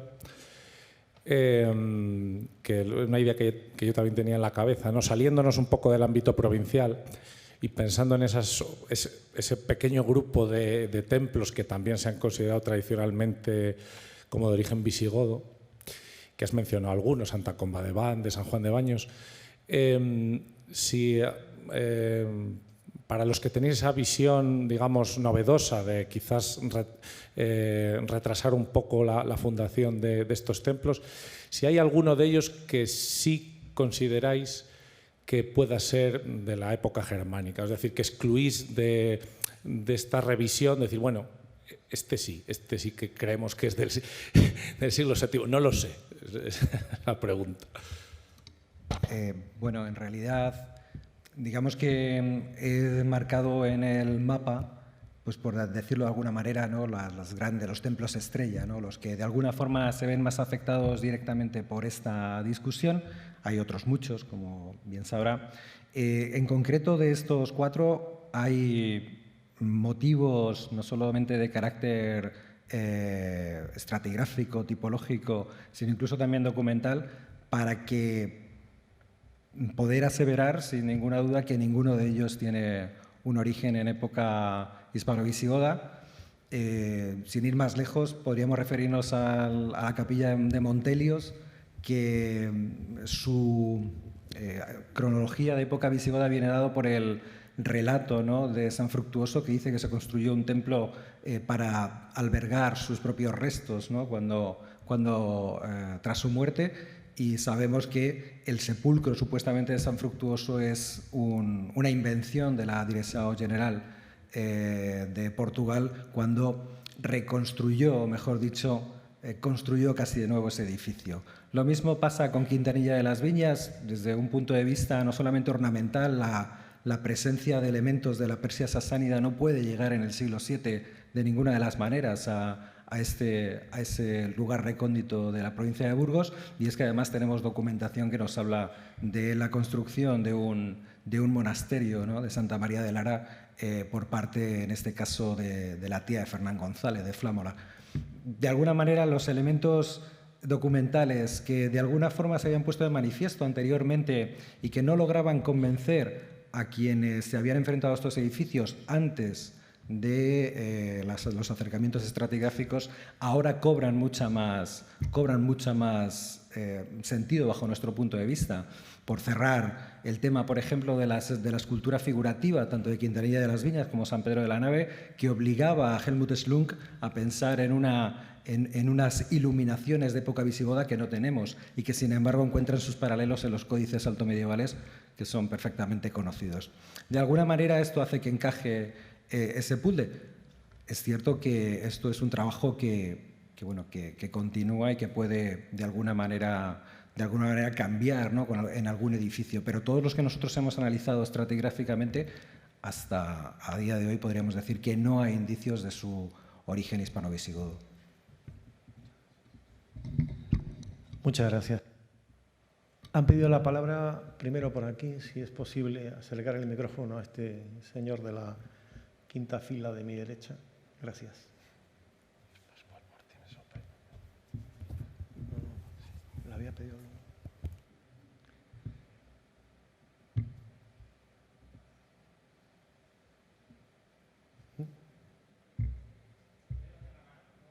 Levanta la mano, por favor. Joder, si no es tan difícil. ¿Quién tiene el micro? Lo está llevando. Gracias. Bueno, buenos días. Enhorabuena a toda la mesa. En un día en el que el vicepresidente del Instituto está de cuerpo presente, Bernardo Calvo, una persona fundamental en la historia de Zamora. Pero bueno, mi pregunta va dirigida a Rodrigo. Has hablado de escoriales. ¿Eso significa que había fundición a pie de mina? Primera pregunta. Y segunda, estamos hablando de minería a cielo abierto o en profundidad. Y si es así, ¿qué profundidad, la parte minera que vosotros habéis estudiado, qué profundidades tenían estas minas? Gracias. Muchas gracias. Lo que nosotros hemos estudiado más en este trabajo era una potencial minería aurífera, no la de hierro. Por la de hierro ya ha estado pues bastante estudiada hasta la actualidad. Pues lo que han dicho las personas que han intervenido ahora en el turno de debate. Entonces nosotros, a raíz de la tesis de Esparza, en la que dejaba ese recado, como si dijéramos, desde un punto de vista geológico, de analizar esas estructuras que se veían en la zona de Ferreras de arriba, pues es lo que hemos hecho, analizar lo que sería una potencial minería aurífera en la zona. Entonces, la profundidad de esos depósitos, como dije en la presentación, de lo que serían las labores, en algunos casos hemos visto que puede llegar hasta los 8 metros de profundidad, a nivel superficial, me refiero a lo que sería cielo abierto, en el depósito sedimentario y, en algunos casos, como dije, unos 40 metros de zanjas canal de unos 40 metros de anchura. Pero a lo largo de la sierra también es cierto que hay otro tipo de galerías o de zanjones o de trincheras que, que según las investigaciones que han realizado otros autores, pues sí que estarían asignadas a la minería de hierro. Entonces, no sé si preguntaba. Los escoriales, puse un corte esquemático en el cual, nosotros los escoriales tampoco los hemos analizado porque, como digo, hemos intentado ver la potencial explotación de minería aurífera, no de hierro. Entonces, en el corte ese que ponía de la zona de Valdemanzanal sí que se veía que coincidía que un escorial que está en la carta arqueológica está próximo a lo que serían las labores de minería aurífera. Entonces, eso puede ser indicativo de que si es escorial, que desconozco la datación de esas escorias, pero hay trabajos que dicen que el hierro en la Sierra de la Culebra se explotó tanto en época romana, en época medieval. Entonces, puede ser un indicativo de que se aprovechó el hierro para poder hacer una serie de herramientas que también pudieron apoyar en una minería aurífera en secundario o en primario. Pero no seré yo quien lo diga porque yo no soy arqueólogo, repito. Para tema de dataciones. Según la carta arqueológica, a pie de mina hay un escorial. Yo ya fundiciones es que no lo he analizado, entonces no tengo capacidad para decir si sí o si no. Un escorial sí que hay en las proximidades, junto al arroyo. Muchas gracias. Tiene la palabra don Pascual Martínez Opena. Claro. Bueno, comparto con quien acaba de hablar que yo tampoco soy arqueólogo. Entonces, sí que querría, desde luego, empezar diciendo que ha sido una sesión que me ha interesado profundísimamente. Bueno, esta y la anterior al café. Quería solo también recordar, a propósito precisamente de las cuestiones de la minería del hierro, que esa zona de Zamora tiene una colección de fueros absolutamente singular, porque precisamente lo que el monasterio de Moreruela exige es piezas de hierro a los que viven en esos pueblos como Manzanar, etc. Entonces, bueno, simplemente por añadir o por recordar más bien cosas que efectivamente se pusieron en valor en los años 80, 90 y que pienso que convienen perfectamente con muchas de las cosas que se han dicho ahora mismo. Voy a aprovechar que tengo el micrófono para preguntarle a Fran cuál es la situación actual a propósito de algunos de los epígrafes que más se han manejado a propósito precisamente de la cronología. Es decir, yo ahora mismo lo que tengo en la cabeza es San Juan de Baños y la prodigiosa coronación del rey Recesvinto. ¿Qué hay de esos epígrafes? ¿Qué es lo que pensáis sobre eso ahora mismo? Bueno, es una pregunta muy atinada, como siempre, Pascual. Y bueno, en realidad es que has puesto el dedo en la llaga, ¿no?, en lo que es la piedra angular, ¿no?, de la teoría visigotista. A día de hoy, la inscripción de Baños, ya no solo desde el punto de vista epigráfico, que ha sido cuestionada su cronología por parte de Javier del Hoyo, no vamos a entrar en eso, yo no soy epigrafista, pero sí desde el punto de vista de la estratigrafía del edificio, se encuentra la inscripción dentro de un conjunto de piezas de lo que se ha denominado el grupo 3 de San Juan de Baños, que son piezas, perdón, el grupo 1, que son piezas reutilizadas. Es decir, en San Juan de Baños parte de su programa decorativo, y eso se ve muy bien cuando estás allí, procede de un edificio anterior, previsiblemente no en el propio lugar de San Juan de Baños, que está siendo reutilizado. Nosotros pensamos, bueno, en su día Luis Caballero llegó a la conclusión de que el epígrafe es un epígrafe reutilizado que además está sostenido por piezas decorativas, indudablemente de raíz asturiana.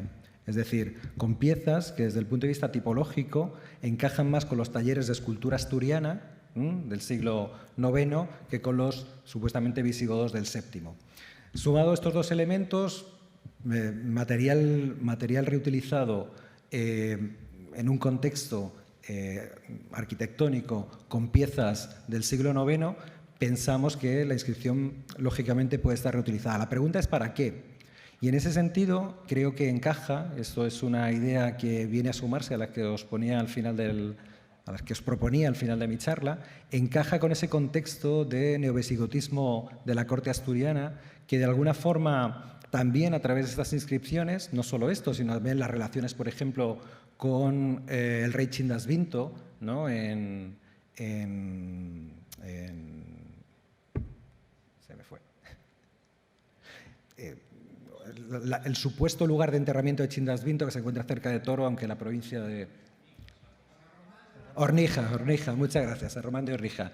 Forma parte, ¿no?, de esa estrategia de reivindicación de la posesión regia en un territorio que, como les digo, ¿no?, dentro de ese carácter neovisigotista podría tener un sentido, es lo que nosotros pensamos. Pero esa es la inscripción de San Juan de Baños, no deja de ser un elemento a discutir porque, como todas las inscripciones, se datan solamente a sí mismas. De hecho, en San Pedro de la Nave, las inscripciones que acompañan los títulos y que acompañan en los capiteles, así como el orologio, fueron datadas por Navascués en el siglo VII y el estudio que hace Elena Jimeno en la publicación del 2004 pone de manifiesto que la epigrafía puede ser desde el 7 hasta el 10, es decir, los epígrafes que tenemos hoy, ella dice que son 200 más en el año 2004 de los que contaba el repertorio de Vives, permiten prolongar epigráficamente esos epígrafes hasta una cronología del siglo X. Muchas gracias. Han pedido la palabra, una pregunta ahí. Sí, buenos días, soy José María Domínguez. Mi pregunta es para Rodrigo. Me ha parecido muy interesante su presentación por cuanto supone un poco poner en valor el patrimonio histórico minero de nuestra provincia, que pienso que es una de las grandes olvidadas, pese a los esfuerzos de los últimos años. Mi pregunta es, a ver, yo entiendo que la relevancia de vuestro trabajo es en parte la identificación de una explotación aurífera en una zona tradicionalmente o históricamente conocida por su explotación en la minería de hierro. Entiendo que el hecho de que sea una explotación aurífera lo deducís por el método de explotación, ¿no? Lo que supone el lavado a través de zanjas, pero no sé si en vuestros análisis sedimentarios que habéis realizado habéis buscado este elemento para quizás confirmarlo. Gracias. Muchas gracias por la pregunta. La búsqueda del oro, como si dijéramos, es una de las cuestiones que hemos dejado a futuro, porque bueno, este trabajo lo hemos hecho, como quien dice, bueno, pues en tiempo libre. Entonces, bueno, pues lo que hemos hecho ha sido una primera aproximación siguiendo aquello que decía Esparza, ¿no? Que fue el primero ya que planteó que aquellas zanjas, ¿no? Podrían ser canales de lavado, ¿no? Y como dije antes, que sugería un estudio geológico y geomorfológico del terreno. Entonces nosotros es lo que hemos hecho, un estudio geológico y geomorfológico del terreno, y claro, lo que hemos visto es que esas zanjas, bueno, pues presentan un entramado, ¿no? Que parte, bueno, pues de unos aparentes depósitos y que bueno, pues hemos visto estructuras de explotación que son similares a las auríferas, que, bueno, pues que son las típicas de otras zonas de otros sectores del noroeste peninsular, como decía, con la tipología de cola de caballo o de zanjas canal o partiendo de estanques. Entonces, claro, obviamente esto es algo puntual. La Sierra de la Culebra, el predominio prácticamente absoluto hasta ahora es del hierro. Entonces esto, bueno, pues aparte del hierro, bueno, pues interpretando geomorfológicamente el paisaje, hemos visto, pues sí, que eso se ajusta a los patrones de lo que podrían ser unas labores de minería aurífera antigua similares a otras del noroeste. Sí. Me llamo Francisco Iglesias y mi primera pregunta, ¿qué tiempo de construcción duró el San Pedro de la Nave? Añadida con otra situación. ¿Qué importancia tiene el considerar que San Pedro de la Nave sí es visigótica? Y una segunda pregunta para otro de los intervinientes de la mesa, por aprovechar. La repoblación de especies no autóctonas en la provincia de Zamora está influyendo en la virulencia de los fuegos. Y una tercera pregunta, ¿sigue siendo la planimetría de la mota de la época de Napoleón la mejor o la más socorrida a la hora de interpretar el castillo?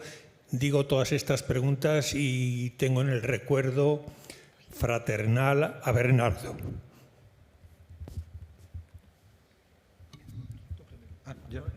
Vale.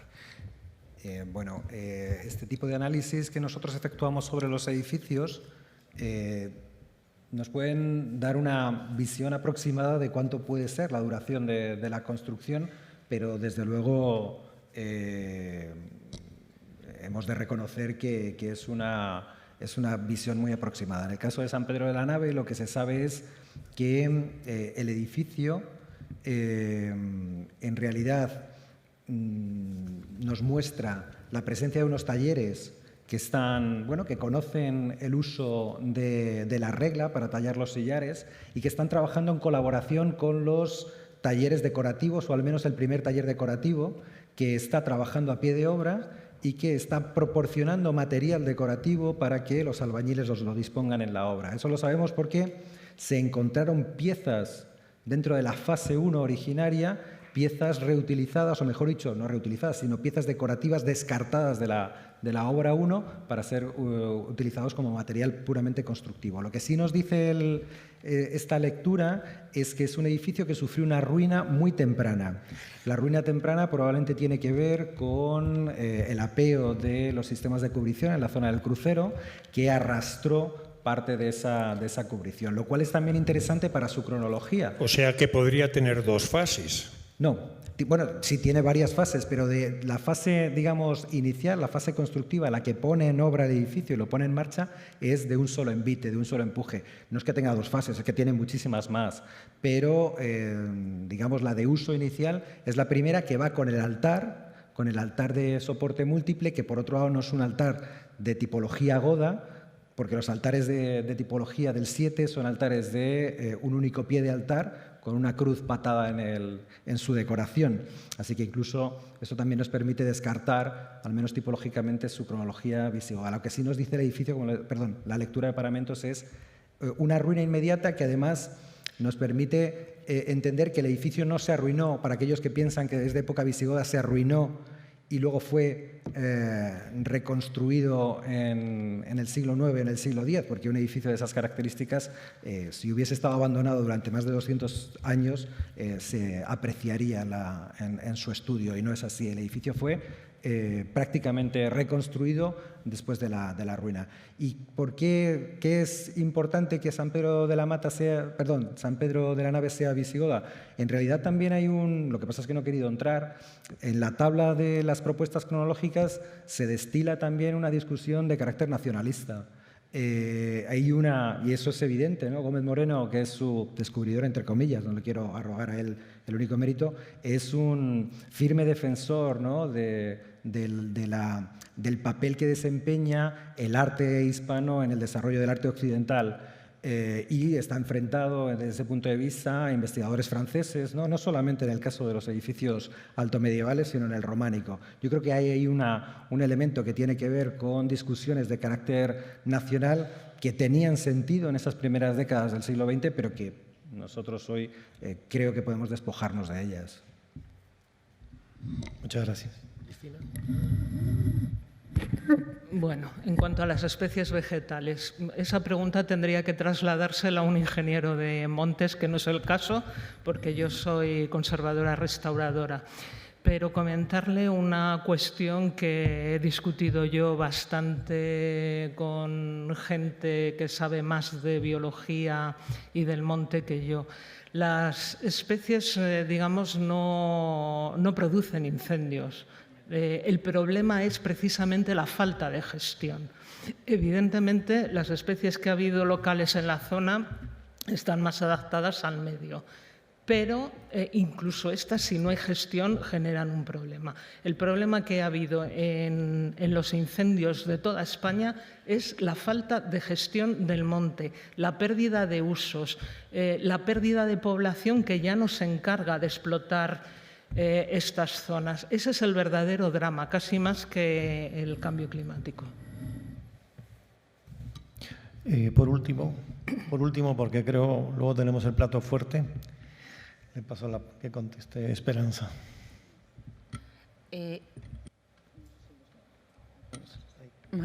Yo voy a ser muy breve. Realmente la planimetría elaborada en época napoleónica es tan absolutamente ajustada a la realidad que parece realizada con metodología contemporánea.